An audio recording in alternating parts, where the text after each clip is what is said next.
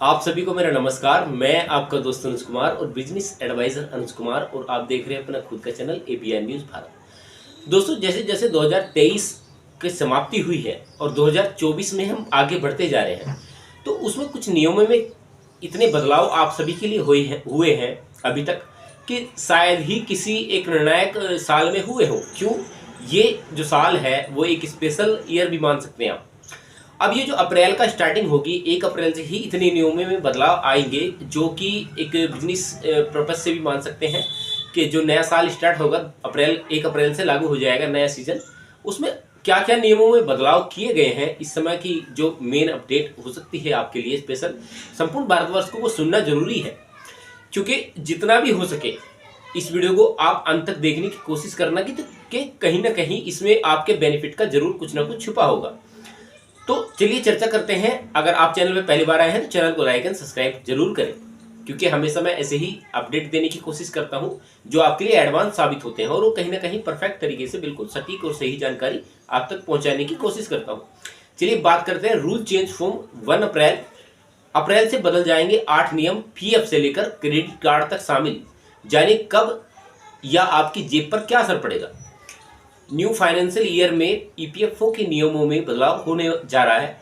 यदि आप भी कहीं ना कहीं नौकरी करते हैं और इसको छोड़कर दूसरी जगह जॉब करने के लिए जाते हैं, तो आपका पुराना पीएफ ऑटो मोड में ट्रांसफर हो जाएगा। यानी अब आपको जॉब चेंज होने पर पीएफ अकाउंट को ट्रांसफर कराने के लिए अनुरोध नहीं करना पड़ेगा।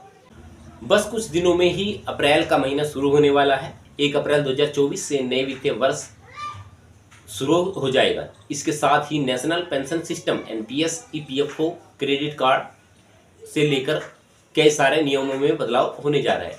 अगर आपकी जेब पर भी सीधा असर पड़ेगा। पहले बात करते हैं क्रेडिट कार्ड के बारे में। यदि आप क्रेडिट कार्ड का इस्तेमाल करते हैं तो आपको हम बता दें कि 1 अप्रैल से कई बैंकों में इसे बदलने की प्रक्रिया चालू है। State bank of India SBI 1 अप्रैल से रेट पेमेंट पर मिलने वाले रिवॉर्ड पॉइंट को बंद करने जा रहा है। SBI credit elite, aroma SBI credit plus, SBI credit elite advantage और simple LIC click credit card में इस फैसिलिटी को बंद किया जाएगा।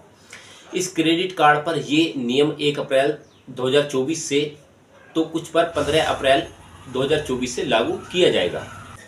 आईसीआईसीआई बैंक ने भी 1 अप्रैल से अपने क्रेडिट कार्ड के नियमों में बदलाव करने की योजना बनाई है। ग्राहकों को 1 अप्रैल से एक तिमाही में 35,000 रुपये से अधिक खर्च करने पर कम्प्लीमेंट्री एयरपोर्ट लाइंस का एक्सेस मिलेगा। यस बैंक ने नए वित्तीय वर्ष में एक तिमाही से कम 10,000 रुपये खर्च करने पर ग्राहकों को फ्री में डेमोटिस एक्सपोर्ट लोन्स करने का एक्सेस देगी। अब चर्चा करते हैं PAN card Aadhaar card link details. PAN card को आधार से लिंक करवाने की डेडलाइन 31 मार्च 2024 है। इसके बाद यदि कोई व्यक्ति अपने पैन को आधार से लिंक नहीं करता है तो उसका पैन नंबर रद्द कर दिया जाएगा। ऐसा होने पर तो आप बैंक में खाता खोलवा नहीं सकते और न ही किसी का कोई बड़ा लेन देन कर सकते हैं। 31 मार्च के बाद से आपको पैन कार्ड को एक्टिवेशन करवाने के लिए लेट फाइल के रूप में 1,000 रुपये का जुर्माना देना होगा।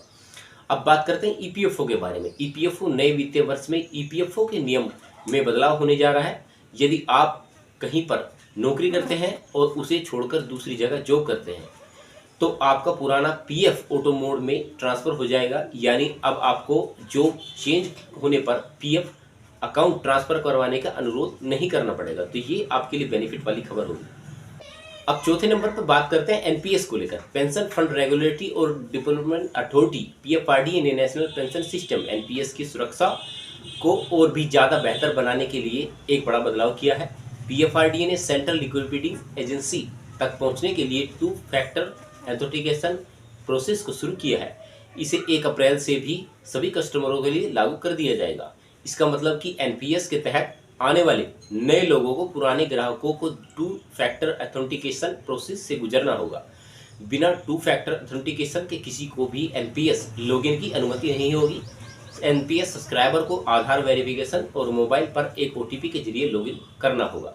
इसके लिए मैंने एक डिटेल्स वीडियो बनाई है, उस वीडियो का लिंक मैं अपने डिस्क्रिप्शन में डाल दूंगा। आप वहां से भी जाकर देख सकते हैं कि आप उसकी जो लिंक प्रक्रिया है यानी कि लॉगिन प्रक्रिया है उसको कैसे कर सकते हैं। अगर आपने उसमें भी कोई प्रॉब्लम आ रही है तो आप उस वीडियो को देखकर ये समझ सकते हैं या अपने उस समस्या का समाधान कर सकते हैं। जैसे कि आप मानते हैं कि अब आप लगातार गलत पासवर्ड डालते जा रहे थे तो आप उसे कैसे ठीक कर सकते हैं, वो सभी जानकारी मैंने एक वीडियो के अंदर डालने की कोशिश की है।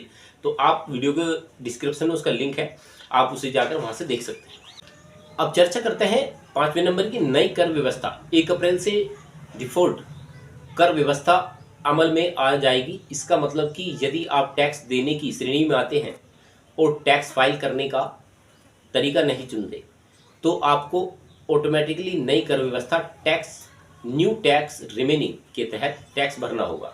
नई कर व्यवस्था के तहत 7 लाख रुपए तक की टैक्सेबल सैलरी वाले लोगों को इनकम टैक्स नहीं देना पड़ेगा। अब चर्चा करते हैं फास्टैग को लेकर क्या चर्चाएं हैं या फास्टैग में क्या बदलाव आपके लिए होने वाले हैं। आपने यदि अभी तक अपनी कार के फास्टैग की बैंक से केवाईसी अपडेट नहीं कराई है तो जल्द करा लें। ऐसा नहीं करने पर आपको 1 अप्रैल से दिक्कत आ सकती है। 31 मार्च के बाद बिना केवाईसी वाले फास्टैग को बैंक की ओर से डीएक्टिवेट या ब्लैकलिस्ट कर दिया जाएगा।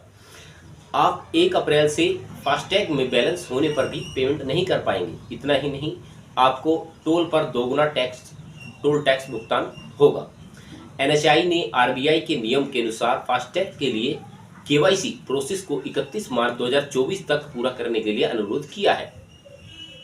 अब चर्चा करते हैं ओला मनी वॉलेट के बारे में। 1 अप्रैल 2024 से ओला मनी वॉलेट नियमों में बदलाव करने जा रहे हैं। ओला मनी प्रति माह 10,000 रुपये की अधिकतम वॉलेट लोड सीमा के साथ पूरी तरह से छोटे PPI prepaid payment equipment wallet सेवाओं पर स्विच कर रहा है। कंपनी ने ग्राहकों को एसएमएस भेजकर इसकी सूचना जारी की है। अब चर्चा करते हैं एलपीजी सिलेंडर के बारे में। साल के हर महीने की पहली तारीख को एलपीजी सिलेंडर के दाम तय किए जाते हैं। कभी दाम बढ़ जाते हैं तो कभी दाम घट जाते हैं। 1 अप्रैल 2024 को भी एलपीजी सिलेंडर के दाम तय किए जाएंगे। देश में लोकसभा चुनाव होने वाला है, इसके चलते आचार संहिता लागू है। ऐसे में दाम में बदलाव होने की पूरी गुंजाइश है। ये जो छोटी छोटी जानकारियां होती हैं उसमें नियमों में कुछ खास बदलाव आपने जैसे पूरी संपूर्ण वीडियो देखी उसमें देखा होगा कि कहीं ना कहीं आपके लिए एक मेन अपडेट रही होगी। और जितना हो सके छोटी सी वीडियो नॉलेजेबल वीडियो थी उसको जितना हो सके उतना शेयर और लाइक करने की कोशिश करना। और जो मेरे भाई पहली बार मुझसे अपने इस चैनल से जुड़े हैं, क्योंकि कर्मचारियों का चैनल है और देश में कहीं ना कहीं आप मान सकते हैं कि एक अपडेट के थ्रू मैं वो अपडेट डेली की डेली देने की कोशिश करता हूँ जो कि कहीं ना कहीं आप कर्मचारियों के हक की बात निकलती है।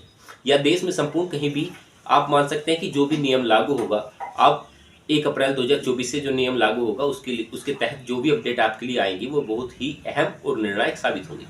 अब चलते हैं, आपसे मिलते रहेंगे ऐसे ही नॉलेजेबल मुद्दों के साथ। जितना हो सके इस वीडियो को शेयर और लाइक करने की कोशिश करना। तब तक अपना ख्याल रखें, तब तक के लिए जय हिंद, वंदे मातरम।